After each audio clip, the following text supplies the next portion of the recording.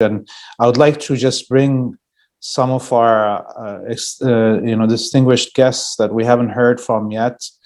Kanenhariyo, you're with us here, and Kanahus. There was a tweet that I had made that maybe can illuminate our positions on people who collaborate with colonialism from within our communities. You know, there is the Palestinian Authority that is collaborating with the Zionists. There is Muslim and Arab leaders that open our mosques and our community centers to Trudeau and other politicians to take selfies there, while the government of Canada is slaughtering Muslims and Arabs in their homelands. I had, last year, just after the slaughter in Gaza in 2001, when tens of Palestinian children were slaughtered live on air, and the multiple media towers were flattened to the ground by the Zionists. The Zionist lobby with Justin Trudeau rushed to do a anti-Semitism summit within a month and a half from the slaughter, and they opened this summit with an Indigenous woman that did a religious ceremony. I was very angry at that moment to see that the Zionists were able to abuse an Indigenous person and their religiosity, their faith, to infer indigeneity on the Zionist colony. So the Zionists took this tweet and claimed that my anger at this Indigenous woman is an indication that I am racist against Indigenous people, when clearly the issue is about collaborating with the colonialism. If you have any thoughts on this tweet and collaboration with our enemies. I wouldn't mind speaking to this, because it's an important issue. This idea of collaboration, and it seems to be really common in liberal governments, these so-called democratic governments, where they're trying to include everybody and say, well, we're past the colonial stage, or we're past the class stage, or we're past the segregation of race stage, and now we're at this stage where, in our development as human beings, and in these countries, Canada, the U.S., so on, that we're going to seek for ways for everybody to be together, and so they're really offended when somebody tweets something like, we're going to fight back. And what's happening is that there's he's saying, well, if you're going to talk like that, then we're going to say that that's inciting violence, and we're going to say that that's racism and those sort of things, right? But my friend here is amongst us, Kanahus. And when we first met, she was traveling across the countryside. This was a number of years ago, over a decade now. And she was trying to give, we didn't have real social media at the time. I don't know, maybe it's 12 years ago. Maybe it's longer than that, I'm old. And so you had to tell people in person. And Indigenous people in Canada, we don't get a megaphone or a voice in national media unless we're collaborators with our oppressors. As the only people that get news coverage, unless you develop your own media company like I did, Real People's Media, and then give a voice to your own people. In fact, we had to literally build a media company to be able to put a voice to what was happening in Canada, because otherwise our voices are unheard. Anyways, my friend Kanahus, I'm talking about her and her land. She was traveling around trying to get everyone's attention to the fact that Canada was illegally invading into their territory. They don't have a treaty, they didn't give their land away, nothing like that, to build Winter Olympics on her land, Sun Peaks. And they were planning to have this big world event and invite all these people to Canada to celebrate winter sports and so on. And they bulldozed her land, and they bulldozed her house, and the very indigenous people whose territorial land it is. They destroyed their hunting ground and destroyed where they harvest berries and so she was traveling, and I remember she was traveling with her, and she had meat that was canned from her land and berries and fish from her land, and in exchange for a place for her to stay, she gave us some elk meat and some berries, and that's how poor we are. That we're exchanging little bits of food that we have for a place to stay or where to go. That's the level of oppression that we live under in Canada as Indigenous people at the ground level, at the base level.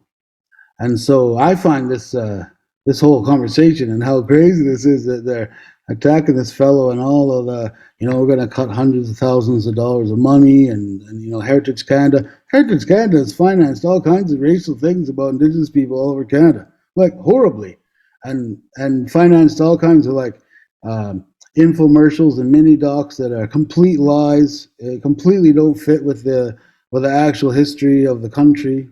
Right? So back to Kanahus. They held the Olympics there, and they got Indigenous people from other places of the other parts of the country to come and dance and sing and use their language and even translate in different languages as collaborators. They paid them all. Okay, I'm going to come there because I'm going to get paid, and they literally bulldozed her land and to host it on. This is the kind of racism that we're talking about in this country, and it doesn't matter if it's the conservatives or the liberals; they're exactly the same. It doesn't make a difference at all, right? So it's like there's an expectation that the only people that are going to be acceptable are the ones that are willing to be collaborators and co-conspirators and joiners, right? And that's really disheartening because we don't want to be a part of Canada. Why would anybody want to? They're asking for reconciliation. They're talking about all this. We're going to reconcile. But really what they mean is they want to say they're sorry for what their grandfathers did to us and their fathers, in Trudeau's case, and themselves last week. They want to say sorry to all the things that they did, and they want us to say it's okay and pat them on the back and say we forgive you, and now we're all going to move forward together, and we're going to be the poor people in our own land. That's what they want. Because if it was actually reconciliation, they would give back what they are benefiting from their theft. Right? But they're not doing it. And they gather up these people to be fraudsters and to make it look like the Indigenous people of this land are supportive of the way Canada's run. And they're supportive of all the functions that are happening. And, I went to the Canadian Museum of History, the Canadian History Museum. I went to Ottawa.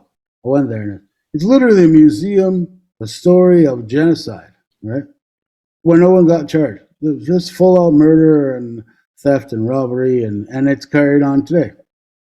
And that's what it is, a museum of that. It's Canada's history. And you go into the souvenir shop, and every single item in the souvenir shop is a token of Indigenous art.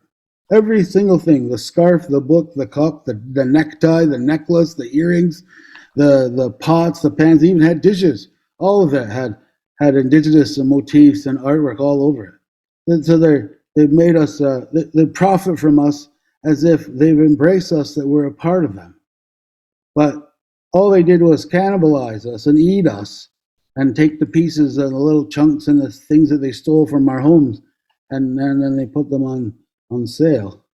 And they find the broken individuals and the people who were effectively assimilated and brainwashed. If you remember, the minister of Indian Affairs in 1920. So this is Mark Miller, the one who made a comment to you, his predecessor. He went to the Parliament of Canada and he said, we want to pass this bill and we'll make it mandatory that every child, every Indian child in Canada will go to residential school, and we will remove the Indian from the child. Effectively, we will erase the mind of the child. We'll destroy the mind of the child and the transmission of knowledge between the families, and we'll destroy their families and their culture and their way of life, and they won't know any other way but ours, and they'll become us. And so what he was pointing out was that here's somebody they don't even know that what they're doing, what they're involved in, or they do, and they've been removed of the Indian mind. And I'm gonna get attacked for saying that, but I whatever, I got tagged for all kinds of things because I spoke up and I said, hey, you can't do that. And, that fella Mark Miller, that's Trudeau's friend. They're buddies, actually buddies. They went to school together, and I believe they went to the military together for a little while, and they went and hunted over in Africa. I did a little bit of research on. Well, he made a statement. He tweeted. Can you remind us exactly what were the words of that tweet? Oh, it's this Mark Miller tweet was hilarious because he in 2018, CMAC, the Community Media Advocacy Center that I work for, received a summer job subsidy, which usually any organization can apply for, and the local MP for your riding where that organization is situated usually pays up for it, and it was $800 to subsidize the work of a graduate student for a conference that was bringing together all the Indigenous radio and television producers in Canada, Indigenous, First Nations, and Inuit. And he tweets that he wants to claw the money back. He wants to take back $800 that were spent on bringing together Indigenous broadcasters across the country. Right. So I don't want to say too much more, but I find this it's outrageous. And CBC in Canada. For those of you who don't know, CBC is like a major. It's the major national news broadcast in across the country, and they can't. Canada is so racist towards Indigenous people in this country that they can't leave the comment section open on any of their platforms when they post Indigenous stories or articles, because the amount of racism, like the straight out, like we're going to kill them on the prairies, and we're going to murder, and they should be all murdered, and they should be glad that we didn't kill them all off, and that's the kind of stuff that their general citizens write. They don't. Trudeau doesn't get out and say this is appalling and horrible, and we're going to send the RCMP around to go and charge people for hate crimes and hate speech and violent speech. And this is commonplace in Canada.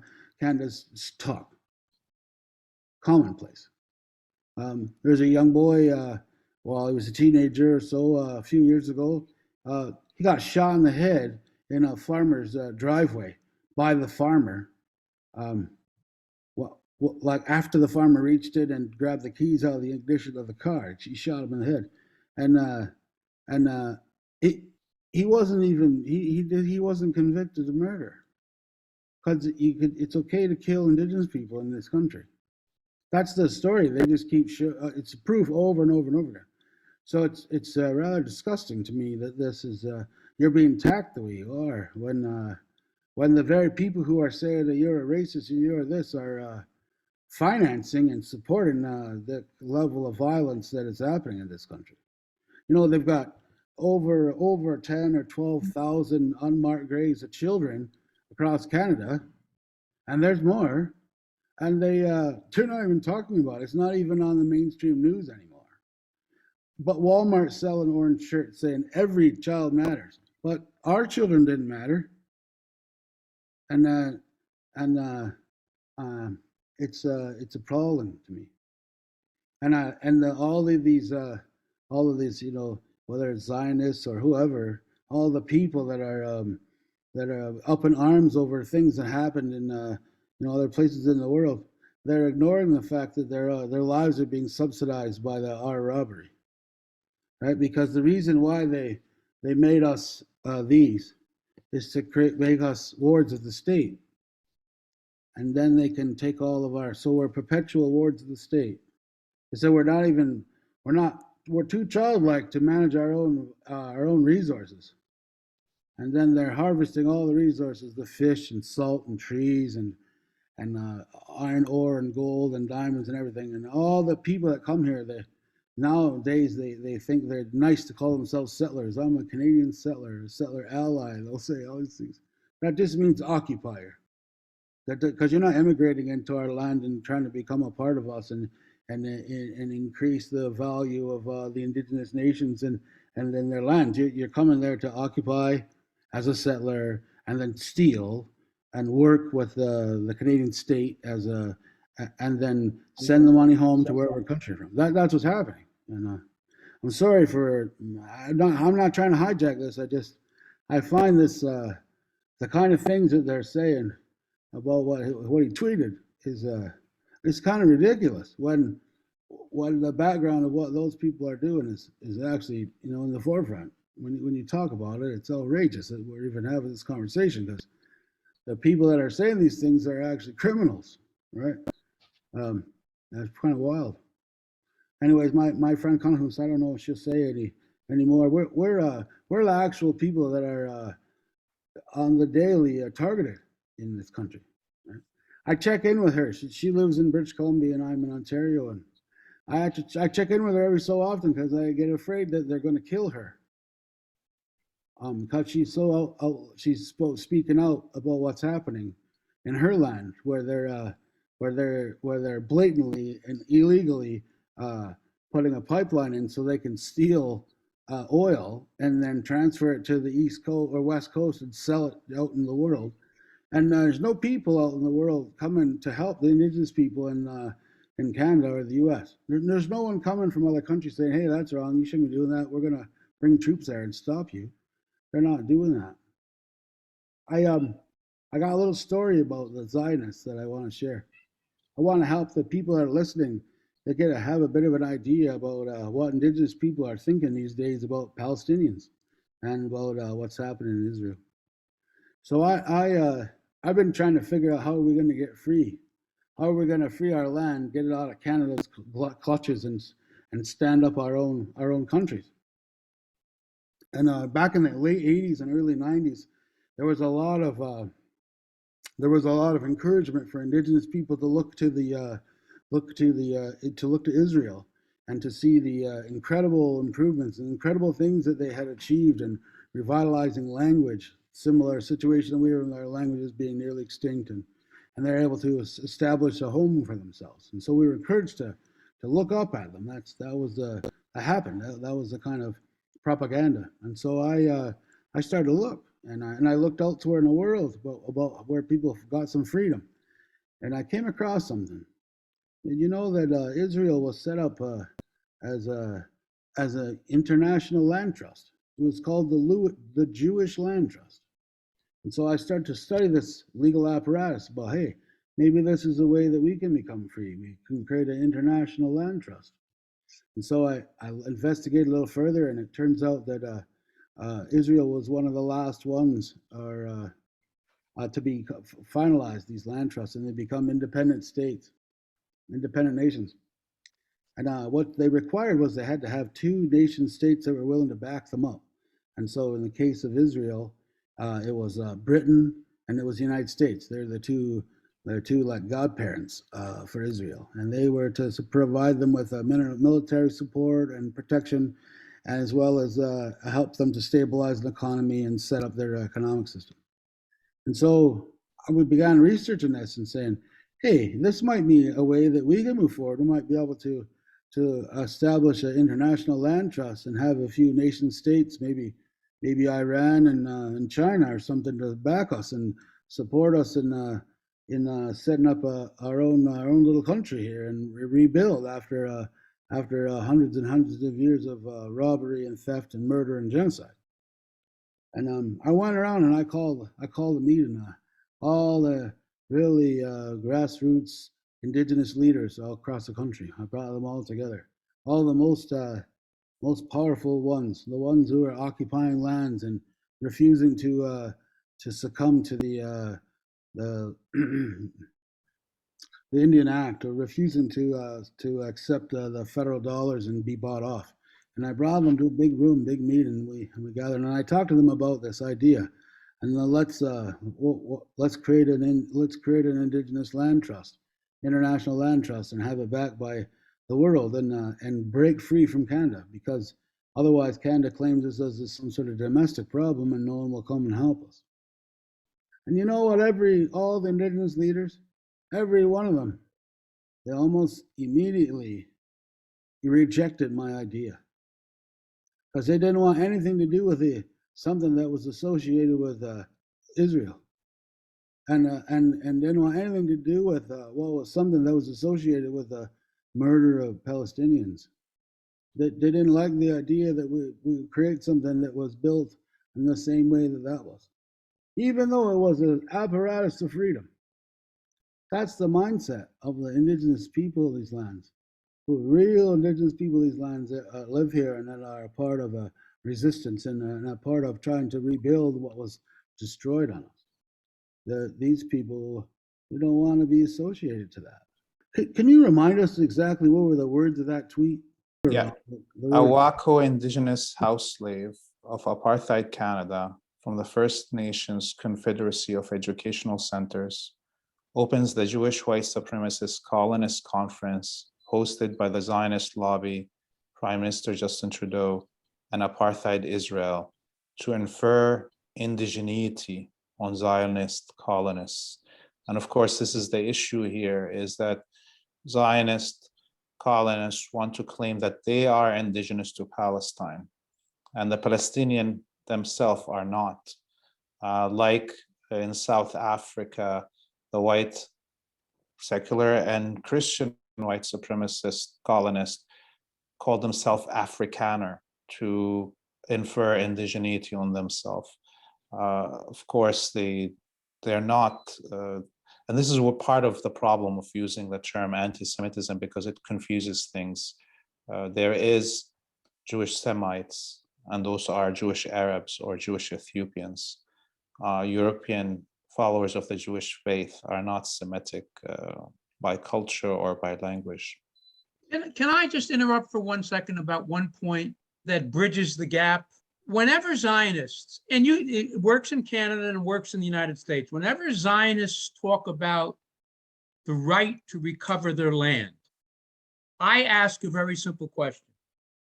Could the women and men of Kanahus pick up guns, go over to their colonist Jewish neighbors down the road, expel them from their home, take their businesses, and at force and destroy their land?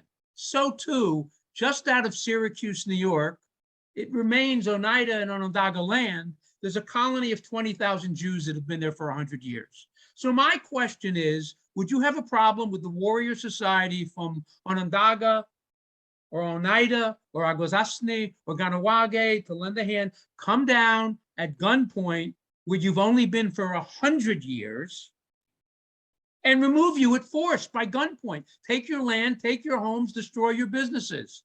And there's silence. And that one question for time immemorial from me going to Zionists that are benefiting, whether it's in New York City or whether it's in Syracuse, New York, or whether it's in Montreal, when you start talking about Ganawage or the Meech Lake Accord, that sort of focuses the issue when Zionists are talking about we have a right at force to go home to places that we have not had for 3,000 years. My question is, when the warrior society shows up with weapons where you have only been for 100 years, are you willing to go silently unto the night? That silences the discussion.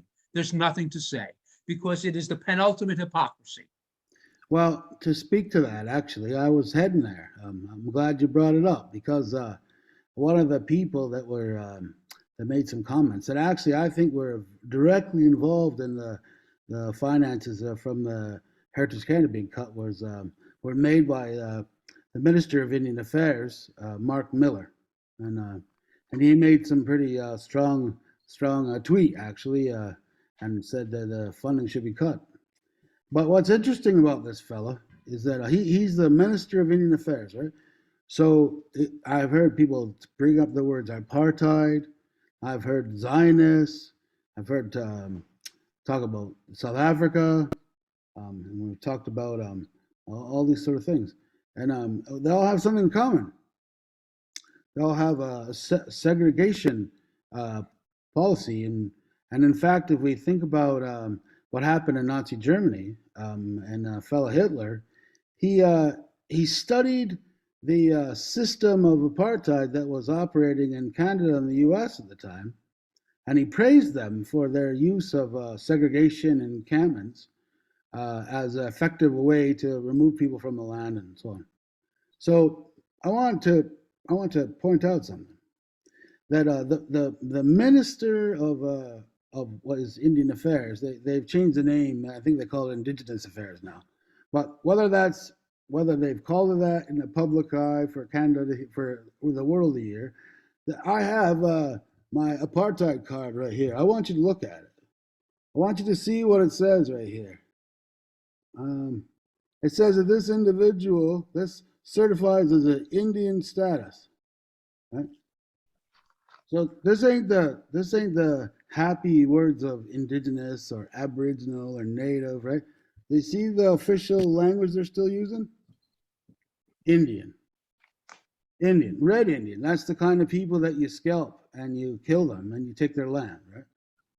And so this is still current identification in Canada, and it's an identification that's authorized by the guy, Mark Miller, who's making these comments saying that you're a racist, who happened to be a soldier in the Canadian Army who was deployed at Kanahus in 1990 and was involved in the removal of Mohawk people from their own land. Right? Like I just want to make it really clear what we're talking about here. We're talking about an actual soldier who participated in the removal. Like even my friend, she's a little older than me, Winnie, she got bayoneted by the military, by the soldiers. She's 14 years old by them. You know, he was involved in that. Those are criminals. Those Canadian soldiers are criminals. They participated in an act of genocide, and people often consider genocide only being like mass murder. But if you look at the laws, the international laws of what genocide is, and when you remove a people from their lands, that's one of the acts.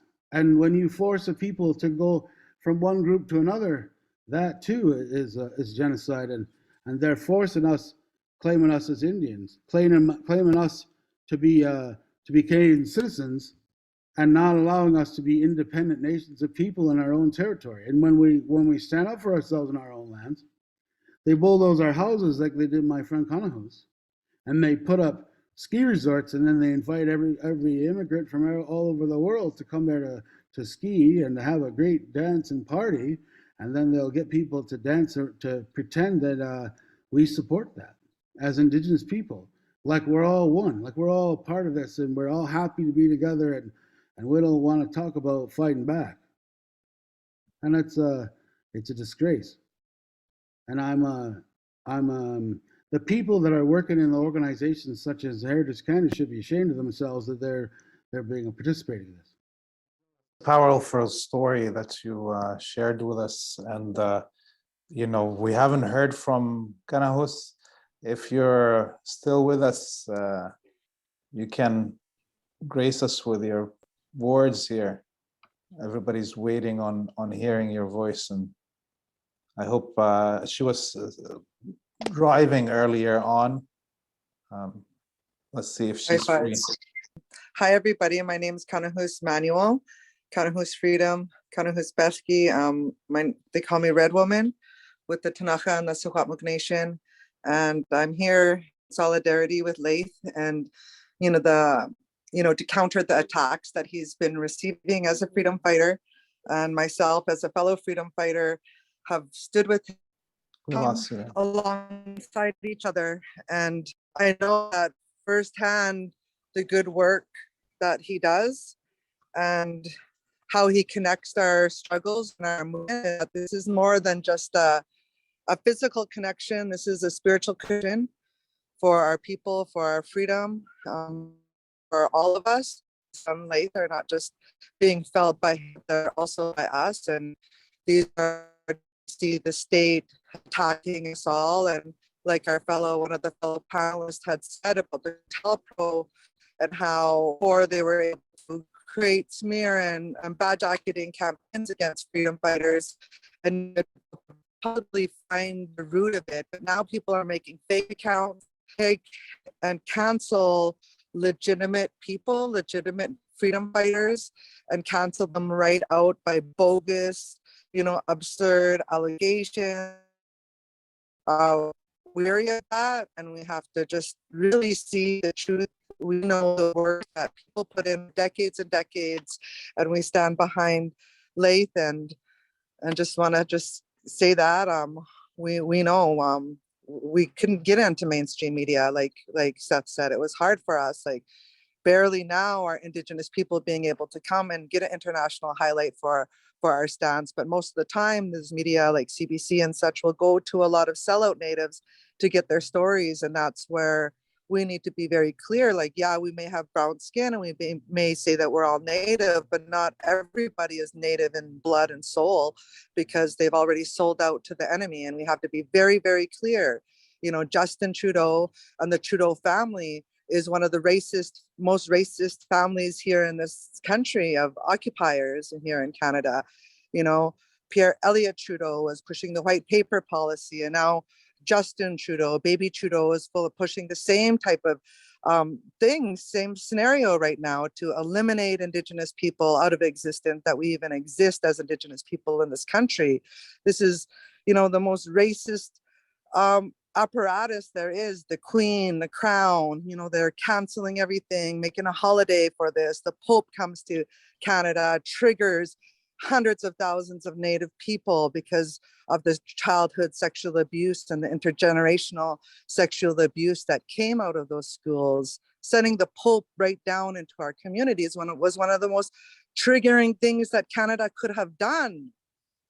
And this is how Canada is. So for them to oversee and even have these social media being able to actually interfere with social media that should be a public space, but they're interfering with it. They're blocking, comments, posts. We don't have any type of free speech in social media. We're actually having to fight off a bombardment of trolls, and like what you said, there's all these campaigns against us. So I know exactly where Lath is coming from, and we just stand with him and everybody else out there. Make sure that when you do get attacked, you actually come out and expose it. We don't happening over and over to legitimate freedom fighters. So thank you, Seth, for your words too. It is an honor to hear both of you speak, and specifically about the connections that we need to do internationally. I saw a few tweets online attacking my media interviews that I did over the last year and a half in the Arabic media about the Indigenous struggles here in Canada for liberation. So both having Indigenous communities speak about Palestine and or Palestinian Arab communities speaking about Indigenous nations' struggles here is one of the main threats for colonialism, these connections and this education within our communities.